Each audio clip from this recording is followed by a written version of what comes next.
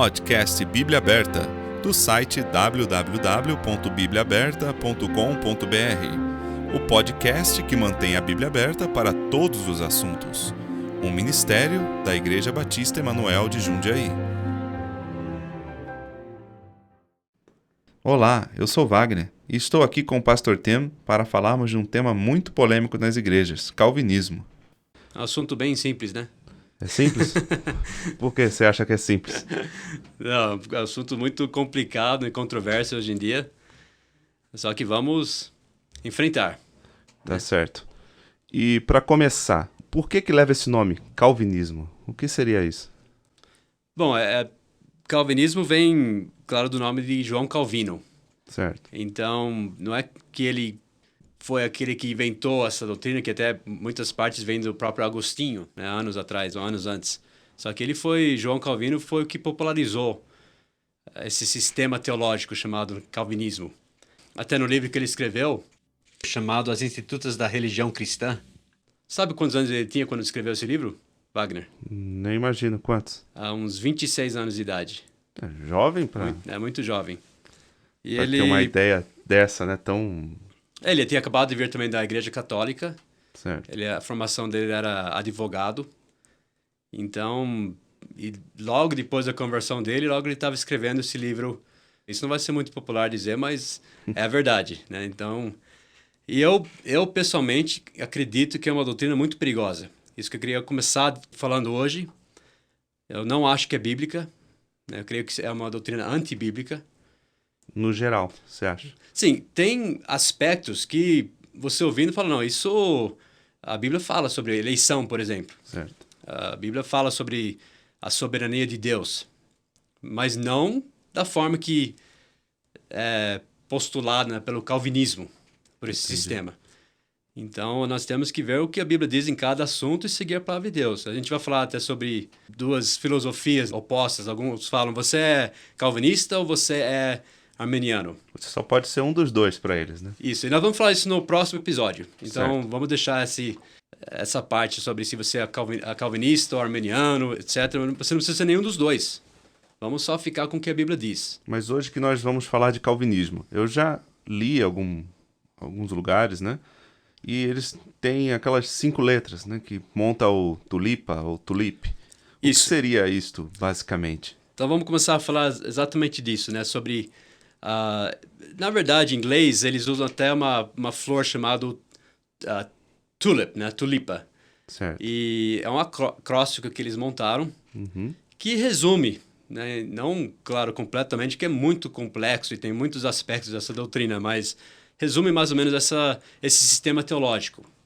É uma teologia sistemática que eles chamam de calvinismo. Certo. E, sinceramente, eu tenho conversado com calvinistas e lido muito sobre isso, e, em geral, é isso que eles acreditam, né? Com até coisa a mais, que nem está aqui sobre a soberania de Deus, que a gente vai também falar sobre isso em um outro episódio. Mas, para o português, a gente pode usar, talvez, o acróstico TELIP, então. Certo. E o que seriam essas 5 letras? O que elas significam e por que precisa disso? E se uma pessoa não entende isso, ela poderia ser salva ou não? O cristianismo é tão difícil assim?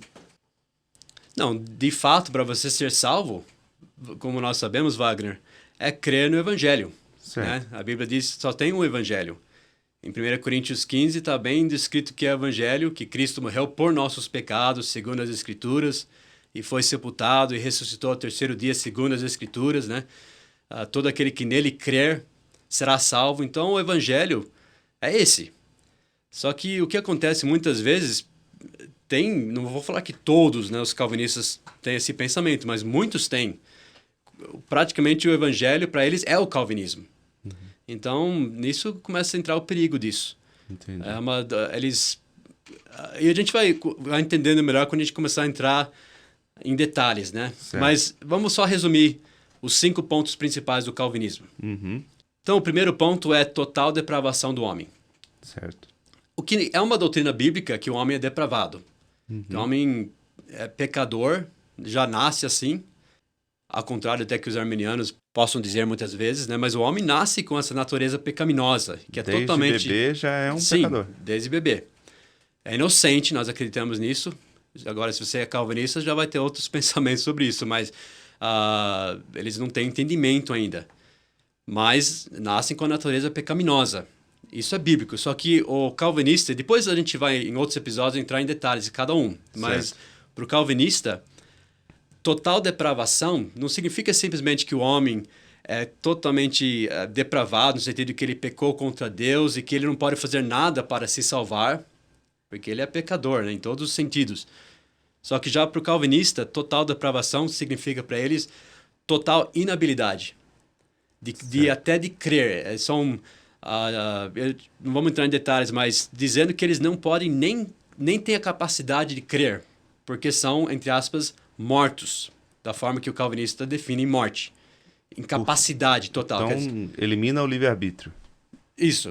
Ele não poderia nem responder a mensagem se Deus não o fazer viver. Né? Quase não, ele tem que nascer de novo antes de poder crer. Seria praticamente um fantoche, então. Sim, isso que eu acredito que seria a conclusão, né, disso. Quer dizer, não, eles vão dizer, não, ele pode rejeitar. Ele rejeita, que é natural ele rejeitar. Só que Deus faz muitos convites, né, para o homem, para salvação, pedindo para o homem, chamando o homem. Só que, de acordo com a doutrina calvinista, o homem é incapaz de responder esse convite, por causa da natureza totalmente depravada. Então, ele não pode tomar uma decisão de aceitar o convite, sem Deus, de uma forma sobrenatural, o capacitar a crer. Começa aí. O segundo ponto é eleição incondicional. Certo. Só esse primeiro ponto já é bem complicado de entender, né? Já é bem confuso você imaginar que Deus dá um convite e, ao mesmo tempo, aquela pessoa não pode aceitar aquele convite. Fica bem confuso. Eu queria já entrar nesse assunto, mas a gente vai falar só desse ponto, cada ponto, né? Eu só queria dar uma ideia geral do que é a doutrina calvinista. Certo. E, de fato, um ponto puxa o outro. Tem pessoas que falam, eu sou calvinista de 2 pontos, eu sou calvinista de 3 pontos. E até pessoas perto de mim, no passado, meu próprio avô, às vezes falava, eu sou calvinista de 3 pontos, porque eles acreditavam que o homem era depravado, eles acreditam, talvez, na perseverança dos santos, a gente vai ver no final. Só que, às vezes, não entendiam exatamente o que o calvinista quis dizer com isso. Alguns chamam de hipercalvinismo, que é um termo que os calvinistas não gostam muito, né? O calvinista é levado ao extremo. Só que cada ponto desse puxa o outro ponto. Você não pode falar, eu vou ser só de 3 pontos, porque o sistema mesmo, um ponto depende do outro. Porque, por exemplo, total depravação do homem. Já que ele é incapaz de aceitar o convite, então entra a eleição. A Bíblia fala que somos os eleitos, a gente vai falar desse assunto também. Só que para o calvinista, eleição é incondicional. Eleição é Deus escolheu salvar alguns e condenar outros. Não tem nada a ver com a resposta do homem, com a presciência de Deus, no sentido que Deus sabia quem iria... para nós, a gente vai falar o que é eleição, o que eu acredito que a Bíblia está dizendo sobre eleição. Certo. Mas para o calvinismo, a eleição é como se fosse uma escolha arbitrária de Deus em salvar alguns e mandar outros para o inferno simplesmente porque ele quer e escolheu assim. Certo. Consequentemente, eles dizem que Deus, Cristo, quando ele morreu, já que Deus sabia quem que ele ia salvar arbitrariamente porque ele escolheu salvar aquelas pessoas, então Cristo só morreu por essas pessoas que ele já tinha escolhido salvar, desde antes da fundação do mundo. Então, por conta disso que o terceiro ponto seria limitada a expiação. Ele só morreu por quem ele elegeu, por vontade própria, e que estava totalmente depravado e que nunca conseguiria ser salvo se não fosse por essa eleição feita por Deus anteriormente. Porque, de acordo com o pensamento calvinista, jamais Cristo iria morrer por alguém que ele nem escolheu salvar, ele nunca nem teve a intenção de salvar. Então... Mas mesmo tendo escrito na Bíblia sobre isso, aí eles tentam adaptar o sistema deles para a Bíblia. Tudo, e cada versículo que eles leem, até que parece que contradizer esse sistema, eles vão encaixar de alguma forma nesse sistema. Então, quando fala que ele quer que todos se salvem, eles vão dizer todos os eleitos. Então, você tem que conhecer esse sistema para entender os versículos. Entendi. É um sistema onde eles tentam explicar todo o plano de Deus para a salvação da humanidade. Qualquer versículo na Bíblia, que até parece contradizer esses sistemas, vão falar, não, porque você não entende todo o conselho de Deus, como se fosse. É claro que a Bíblia nós temos que ver como um todo. Certo. Só que tem trechos claros que você não precisa usar algum sistema para interpretar. Está dizendo o que está dizendo. Só que eles colocam esse sistema deles como se fosse certo. Então, consequentemente, qualquer versículo que você vê que contradiz isso, então você tem que reinterpretar aquele versículo. E eu não acredito que tenha que fazer isso. Entendi. Mas até anteriormente, antes de Calvino, então não existia esse sistema. Aí quem era salvo antigamente não tinha noção nenhuma desse sistema. Tinha, por exemplo, Agostinho ele é considerado o pai da Igreja Católica. Certo. Um dos pais da Igreja Católica, né? Então, Agostinho, ele tinha muitas doutrinas erradas e falsas que ele ensinou. Ele é também chamado o pai da Inquisição, por exemplo. Então, eu não vejo Agostinho como uma pessoa que, nós devemos seguir os ensinamentos dele. E tinha crentes em muitos lugares, né? Como tem hoje, né? De vários tipos de pensamento, antes de Calvino. Tinha os anabatistas também, que eles tinham vários tipos de pensamentos. Só que quem popularizou mesmo foi Calvino, com as escritas dele. Mas não era uma coisa muito tão popular até Calvino, Entendi. esse sistema. Então, continuando, limitada expiação, Uhum. falando que Cristo só morreu para aqueles que ele já elegeu salvar. E já que o homem não pode responder ao convite, vamos por geral, de Cristo para a salvação, que ele é totalmente incapaz de responder, então, aqueles que Deus elegeu para serem salvos, ele os atrai de uma forma irresistível. Então, esse vem o quarto ponto, irresistível graça. Querendo ou não, você vai ser salvo. Quando ele chama para salvação, de uma forma, eles falam, efetiva, você vai ser salvo. Não tem jeito de você rejeitar. Na verdade, isso daí é um paradoxo, porque graça nem é uma força.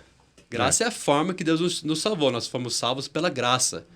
É o dom imerecido que Deus nos dá. Mas eles colocam como se fosse uma força. Graça, quer dizer, quando ele chama, você vai ter que responder, porque ele te escolheu, então você nem tem capacidade de salvar, então ele vai te dar a fé, ele vai, em efeito, fazer você crer e ser salvo. Entendi. E, finalmente, o P é a perseverança dos santos. Então, eles dizem que aquele que é salvo vai perseverar até o fim. Porque Deus, o mesmo Deus que o salvou, vai fazer perseverar até o fim. Que é uma doutrina que nós acreditamos na segurança da salvação. Porque é uma doutrina bíblica. Que uma vez salvo, você tem a vida eterna. Nunca vai perecer. E você tem o Espírito Santo que vai trabalhar na sua vida. Nós acreditamos nisso. O problema do P, quando a gente falar especificamente sobre isso, tem alguns aspectos desse ponto também da perseverança dos santos que o calvinista usa, que eu creio que é totalmente antibíblico e chega muito perto de salvação por obras, praticamente. Mas a gente vai falar sobre isso depois. Mas pelo que eu entendi, então, quando você vai saber se você está salvo ou não, é só depois de morto. Esse é um dos problemas. Agora o próximo ponto que a gente vai falar agora. Aliás, eu acho que é melhor deixar agora para o próximo episódio, né? Vamos falar sobre os frutos nocivos da doutrina calvinista. E um desses seria justamente a confusão Que gera, né? que gera. Tem pessoas que... Como você vai saber que é um dos eleitos? Porque se você não for um dos eleitos, pode esquecer. Eu não tenho nenhuma palavra para dar para você. De conforto. De conforto, de falar, olha, creia em Cristo, porque se você não for eleito... Não é? E o pior, bom, a gente vai falando sobre até proponentes dessa doutrina, o próprio Calvino, que sofreram muito com incerteza até se eles eram os eleitos. Porque não tem nada a ver com você aceitar esse convite que ele dá.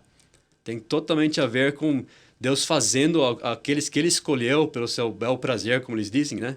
Ser salvo ou não. Então, se você não é eleito, não tem nenhuma palavra de conforto para você. Então é perigoso. A gente vai falar sobre outros frutos nocivos dessa doutrina. Tá certo. Muito obrigado, pastor. Então, vamos para o próximo episódio. Obrigado, Wagner.